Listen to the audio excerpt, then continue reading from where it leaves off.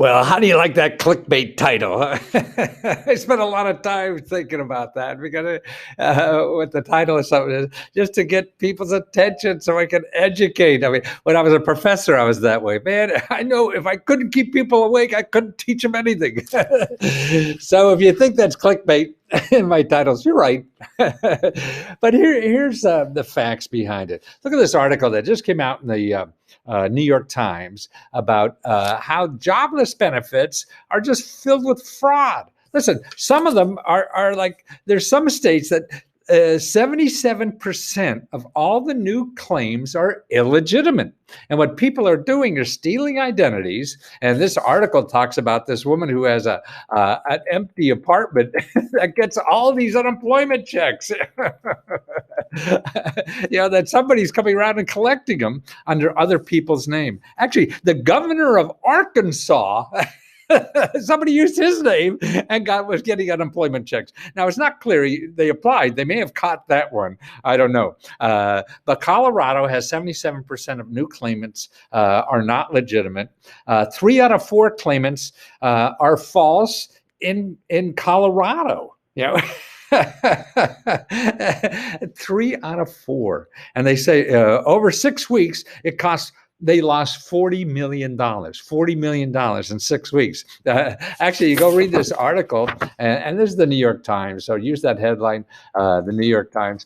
And what they also said, in Michigan, they have the Attorney General set up a special task force, and like has 60 people investigating this now.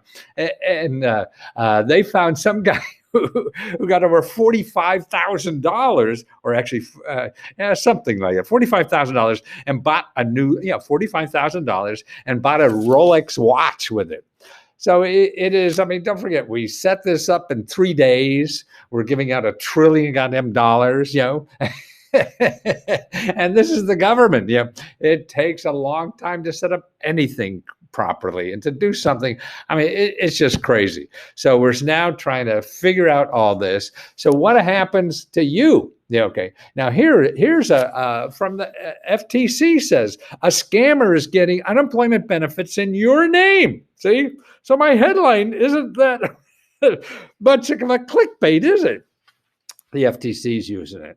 So they believe that. And you go through this, and if you go to the Federal Trade Commission and put under consumer information for getting unemployment benefits, and you say what to do. Okay, report the fraud to your employer. So somehow they're getting, because the employer has to verify. But see, in the pandemic, that doesn't happen.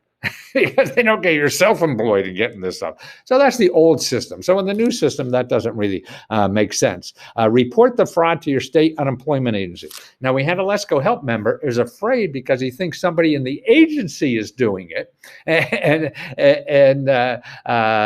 doesn't want to blow the whistle and wants to catch the person red-handed and not sure what to do. So that's why I'm doing this. See, Let's Go Help gives me tips on what I have to investigate. Okay, and then go to identitytheft.gov. So we have a website, and the government is set up to how to do this, and review your credit reports often. So this is a great way to do this. So this is what you should know about. Go to the FTC. Actually, if you go to www.consumer.ftc.gov. And you find. Okay, the other thing is you go to your state attorney general's office. Now, to find the state attorney general's office, because it's different in every state, go to naag.org. NAAG, like a nag.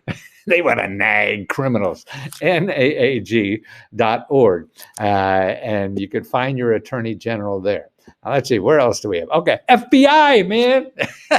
Actually, they're big into computer crime. So that's a place that you complain. So FBI.gov and look for contacts.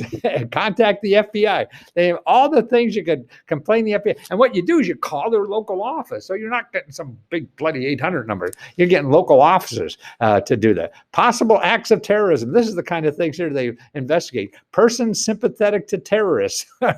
That's like squeal on your neighbor. Suspicious activities you believe threaten national security. I guess that's their job. But here, computer crimes or intrusions into computer networks. Okay, so they do that, or corrupt officials at state, local, and federal government. See, this is where that fellow worried about the government official being corrupt. So this is a place to do that. And racial hate crimes, that's pretty much in the light now. But also there's a special office for internet crime complaint centers.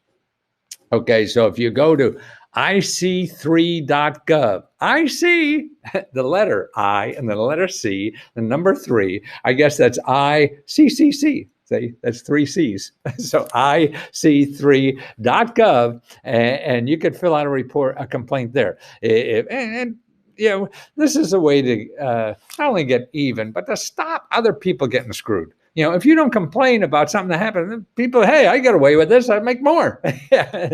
So that's what you're doing. I think it's a community service, you know, to do this, complain.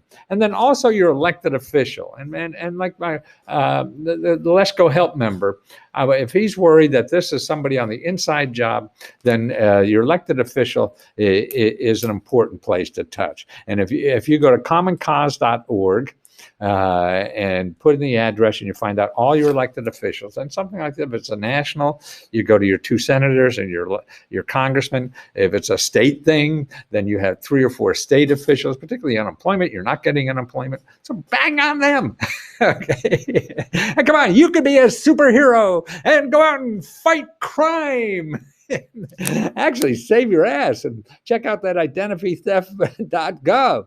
That's what you want to know, because this is happening more and more, right? Computer crime, and the bad guys are getting so good at this. It's sort of like an arms race. They get better, then we have to get better to protect ourselves, then they get better. You know, we did this with the Russians and the nukes, didn't we?